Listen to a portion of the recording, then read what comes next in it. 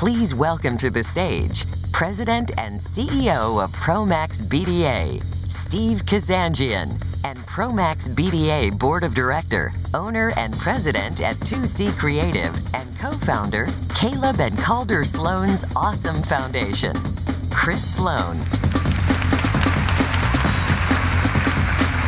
How are you guys? How amazing was that party last night? That's it? That's all I get? Come on. I just want to let everyone know there is a video floating around of a certain someone voguing on the second floor, and if you can find it, you get a prize later today. I'm actually serious about that. Anyway, let's kick this off. One of the things that separates PromaxBDA from other organizations is our community of members, who are some of the most creative, passionate, and insightful people in the industry.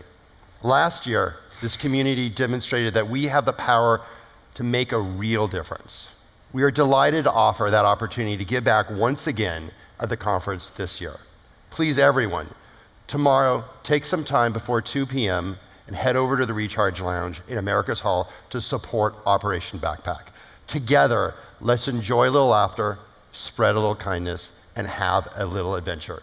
It literally couldn't be for a better cause. Now I'll turn it over to a member of our board of directors who's been instrumental in our efforts to bring opportunities to give back to our community. Chris Sloan. Thank you. Thank you.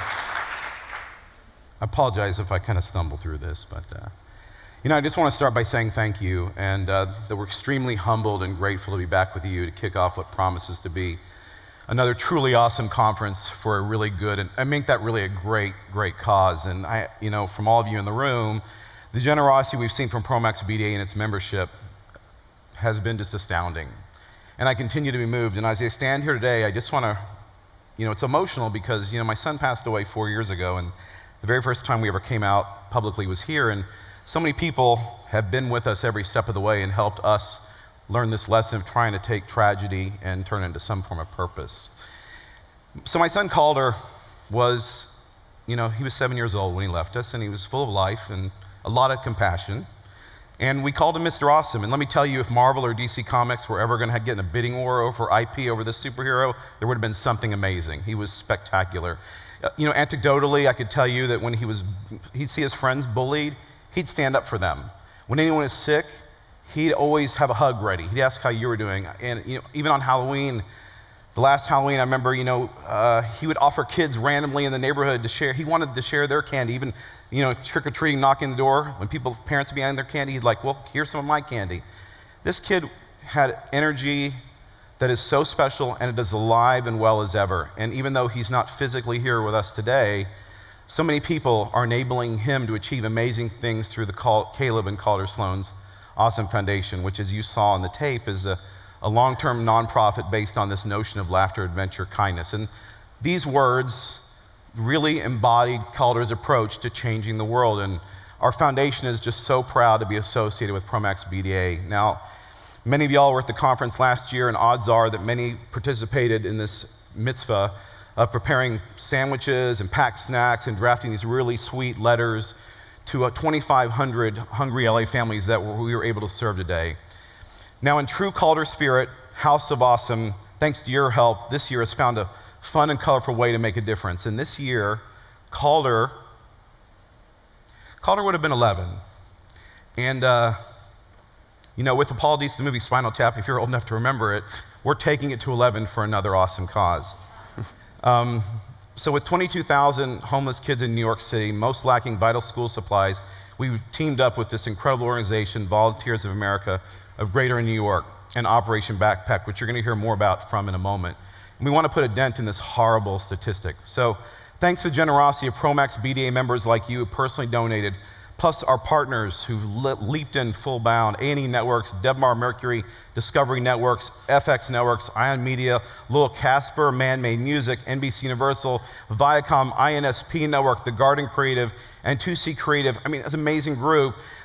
We're blessed. We've already raised more than $50,000 for the event tomorrow. So all of you have done that.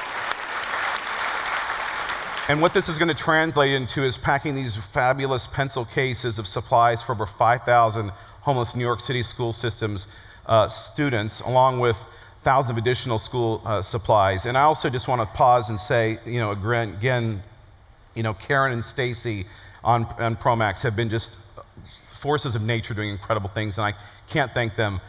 My wife and my son wanted to be here. I think it's a little heavy maybe at this point, but they wanted me to, as of this morning, even backstage, to say thank you.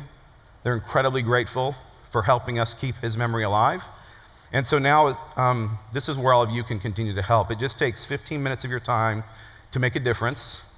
So please just open your hearts and join your peers, all of us, our community, in the Recharge Lounge tomorrow between 10 a.m. and 2 p.m. for Operation Backpack. And together we're going to fill these much-needed pencil cases with wonderful supplies, send these kids back to school. They're going to be confident. It's going to be a beautiful thing. So in just a few minutes, we're going to hear from the founder of Operation Backpack, Rachel Weinstein, and she's going to tell you all about Volunteers of America of Greater New York, an organization dedicated to helping individuals and families in need by creating these positive and lasting changes through social service programs.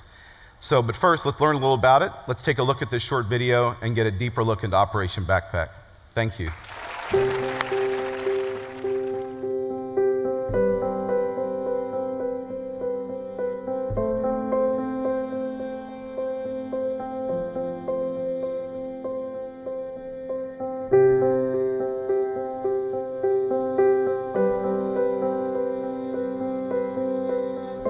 Over here, we have probably the best picture ever taken of me at 2 years old with my mother. I never really got a great chance to know her. She passed away when I was 9 years old.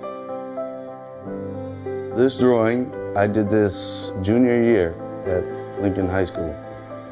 From what I do remember, she was just awesome. Most awesome person I ever met. And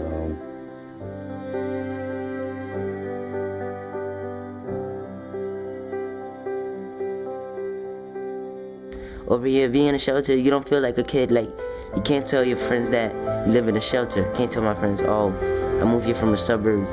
Now I'm in a city, living in a shelter. It's not my mom's fault, it's not my fault. It's just that things be hard sometimes.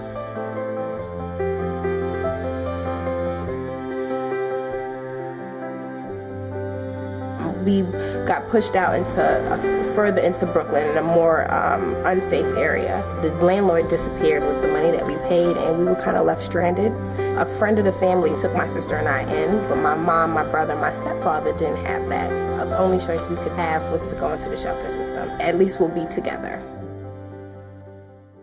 It's our job to give them not only the skills, but the faith that things can be better. We know what's at stake. Like, a child's life every day is in our hands. But to have somebody kind of take me under the wing and show me, hey, this is what you could be doing instead of the way you're going about it now. I felt like that helped me grow more into who I am today. I graduated high school. If I didn't have this program, I'd be out on the street, bouncing around from shelter to shelter. Like, I feel like they really helped me. They want me to succeed. They gave us some backpacks. And the backpack had a lot of cool stuff in it. Like, I have a little mini stapler. When I have my stapler, I feel like, yeah, I can do it. I can't wait till I grow up. I can't wait till I become successful. I look up to the tall building over there. I feel like I'm gonna be on that top building one day. I'm gonna be there one day. I was going into my junior year of high school. They said, everybody come down and get your school supplies. And we go downstairs, and all of these children just gathered around. They all were getting these backpacks. And it wasn't no 99-cent kind of backpack. To see that I had a new calculator, the dictionary, I still have them. After that, instead of focusing on a bad situation, I just put more energy into school. It doesn't take much to foster that belief that, you know what, I can do this. I can go to school this year and have a good time, even if I'm sitting in the shelter. And I can excel because somebody else believed in me. They believed in me enough to give me a backpack to go to school.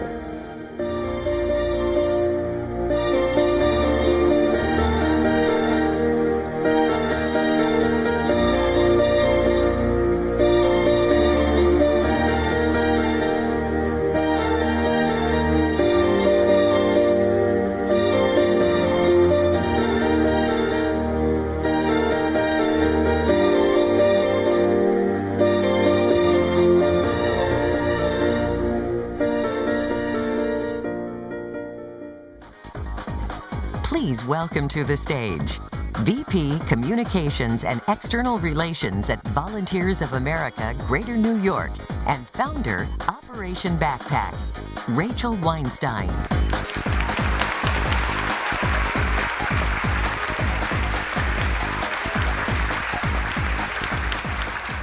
The thread that runs through each of these young people's stories is that someone believed in them, and it allowed them to start believing in themselves as capable of achieving a life different than the one they were experiencing. The inspiration for Operation Backpack came when I was new to Volunteers of America and getting to know our various programs, and I went to our family shelter on the Upper West Side, just a couple blocks from where I lived, didn't even know it existed.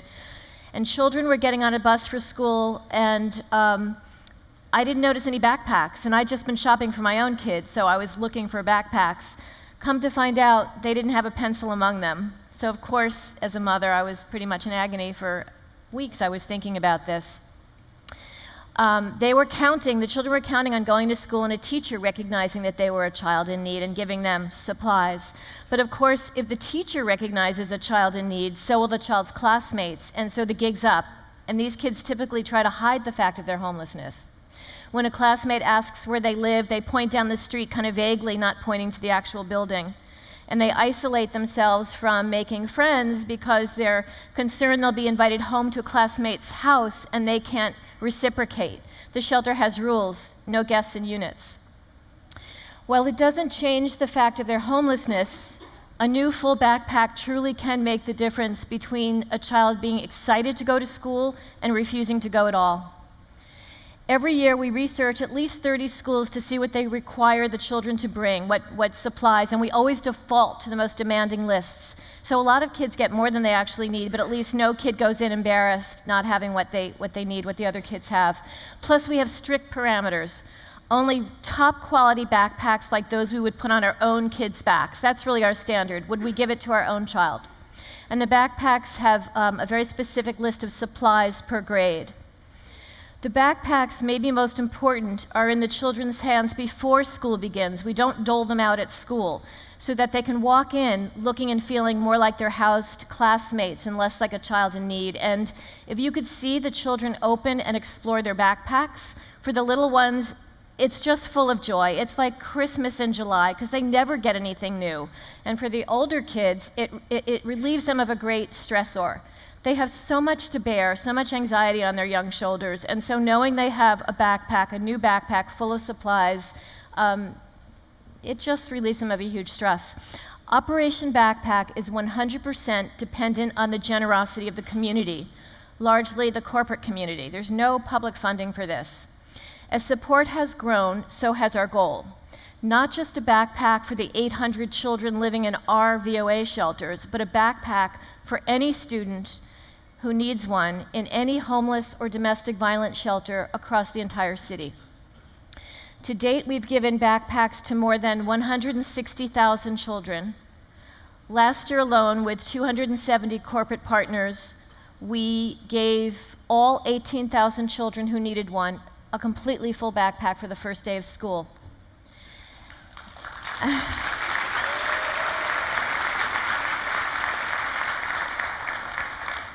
As long as we can count on the generosity of people like you, then New York City's most vulnerable students can count on us. I'm thrilled to report that PromaxBDA, in partnership with Caleb and Calder Sloan's Awesome Foundation, has raised enough money, as you heard, $50,000 and growing, to fully fund all 5,300 pre-K through fourth grade pencil cases that we need. In addition, we now feel we can expand this year, Operation Backpack, to include shelters we just learned about for homeless and runaway youth. 40% of these young people are LGBTQ who have been kicked out of their families. So we're very excited about being able to offer this gift. We're still in need of plenty of supplies and things, but thanks to you, we're closer to our goal of turning no child away for the third year in a row. On behalf of the children who will benefit from your generosity, thank you for this truly awesome contribution. We look forward to seeing many of you tomorrow at our Operation Backpack event. And now for one last tiny 30-second video. Thank you.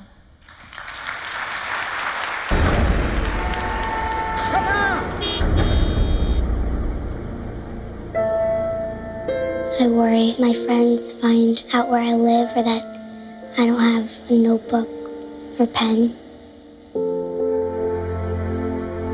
Join us and see how you can help Volunteers of America help kids like Adriana. Donate cash, a backpack, school supplies, and make a difference in the life of a homeless child in New York City.